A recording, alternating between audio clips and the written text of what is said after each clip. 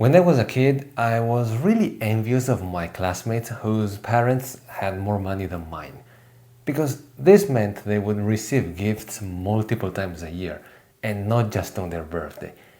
And this especially meant that their gifts wouldn't be just a simple shirt or a new pair of shoes, but cool toys and gadgets. I remember being particularly envious of these Dragon Ball backpacks they used to come to school with every day, which were a little too expensive for my family at the time. But, and this is what I really want to talk about today, the same kids I wished to switch places with, they were actually still unhappy because they compared themselves with some other kid who, on top of the newest Dragon Ball backpack, also had a PlayStation 2 at home and not just a simple PlayStation 1. Of course, you could just chalk that up to kids being spoiled, and maybe some of them were, but you probably also know that that kind of behavior doesn't actually go away with age. It just stops being considered childish when it's an adult doing it, even though it still kinda is. Hey there, I'm Paolo. For most of my life, I've struggled with self-esteem issues, and much of it was caused by unhealthy comparisons. I was always either comparing myself to others or being compared to others, and feeling bad as a result. That's why today I want to give you 4 ways to think about comparison differently and finally stop letting it sabotage your life. When you compare yourself to others and as a result you feel like you're not good enough or like you've fallen behind in life, it's a good idea to ask yourself a simple question. Not good enough based on what exactly? Falling behind by whose standards? Yours or someone else's? Because what usually happens is that the people around us give us a ruler and we just use it to measure our entire life with it. But do you really agree with those metrics? If you hate alcohol, but your peers like to get drunk often, are you a loser for not wanting to hurt your liver? Or if you find financial freedom at, 32 years old, are you really a failure compared to your cousins who found it at 29? Or the other people who maybe started to make money earlier than you did, but never actually found financial freedom? And what about Roger Federer? If you measured his basketball skills, he would probably suck. But would you call him an unsuccessful sportsman just because of that? No, because his game is not basketball. It's tennis, where he's one of the greatest who ever lived. The point is, we all live different lives. We all have different goals, abilities, and interests. So maybe you look worse compared to someone else based on their metrics. But they might also look worse compared to you in some other way. And it's not necessarily because one of you is losing and the other is winning. It's just that you are on different journeys. So again, next time a comparison makes you feel bad and like you're not measuring up, stop and ask yourself, measuring up to what? You'll probably find that many of the things that make us feel bad and like we're not good enough are really just completely arbitrary metrics that someone else has decided and that often are not that much better than what children do when they say you're a loser because you wear white shoes and your phone is an Android and not an iPhone. What's really important is what you value. If you love the violin, what do you care if people around you say it's a waste of time and you should use your time and money to go to business school or do something else that they think is more useful? And if you're not a party person, why would you feel bad when someone who can't have fun without alcohol and loud music calls you boring? You're living your own life. Why try to prove your worth against someone else's standards, right? Here's another fundamental problem with comparing yourself to others.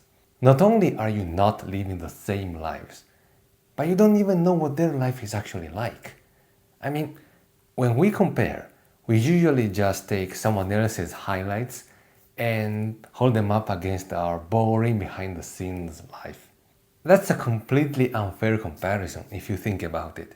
People just naturally tend to show what they want to show, especially on social media.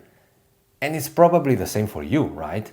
People can't know what your life is really like just by looking at it from the outside. So I guess the follow-up question is, then what makes you think you know what their life is like just by looking at it from the outside? Like, from the outside, they might look super happy because they are rich, they live in a big house, and they go on vacations. But maybe their family life is not good, maybe they suffer from anxiety and self-esteem issues, and maybe they feel lonely. And maybe the very fact that they are rich makes everything worse, because nobody really tries to understand them, and everyone just thinks, oh, he's rich, he's probably not really suffering. You don't know that because you don't have access to their behind the scenes.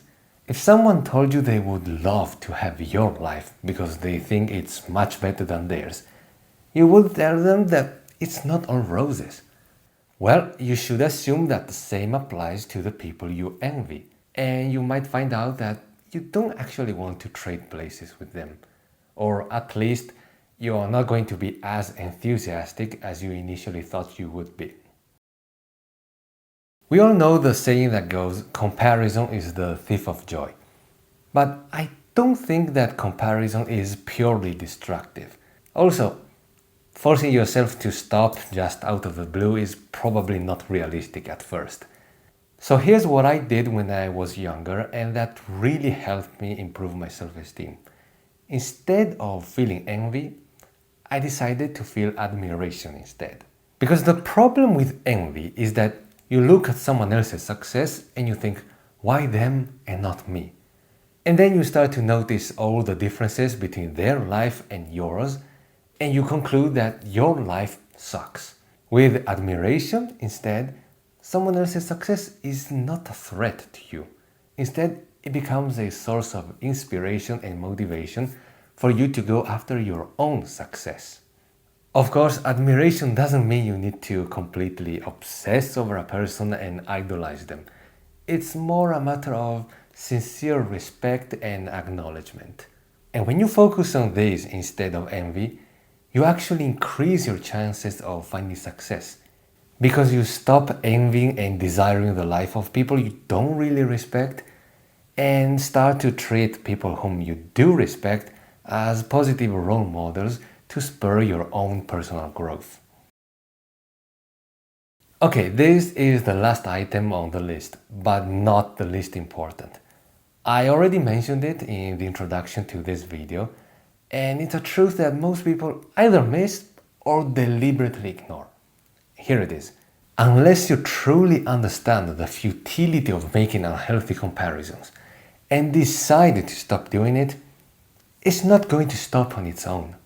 Even if you achieved everything you're currently comparing yourself against, like the money, the recognition, the relationship, whatever, you'd very likely just keep making comparisons, just using bigger numbers, like those kids were doing with their PlayStations. Because comparison is a habit. If you've always judged your own worth based on what other people had, that pattern is still going to be there even when you level up. You're just going to find new people to feel behind. And this is what makes comparison such a dangerous game in the long run. If you never address it, you could very well spend your entire life feeling like you're falling short, even while you're achieving things that other people would envy you for, and even while you become the kind of person that other people compare themselves to. That's why it's so important that you stop giving so much power to comparisons now, not when you're going to feel successful enough to finally stop doing it. Because if you don't stop now, that's not going to happen anyway. The only comparison that really matters is the one between who you are now and who you were before. Because you know your history, because you have access to your life behind the scenes, and because you're working your own journey. Thank you for watching. And if you're really serious about stopping comparisons and focusing on your own path, you're gonna need a strong sense of self-worth and self-confidence. which is why I created a completely free guide called How to Build Confidence Even If You're Starting from Zero. Link in the description if you're interested. And I'll see you in the next video. Bye now.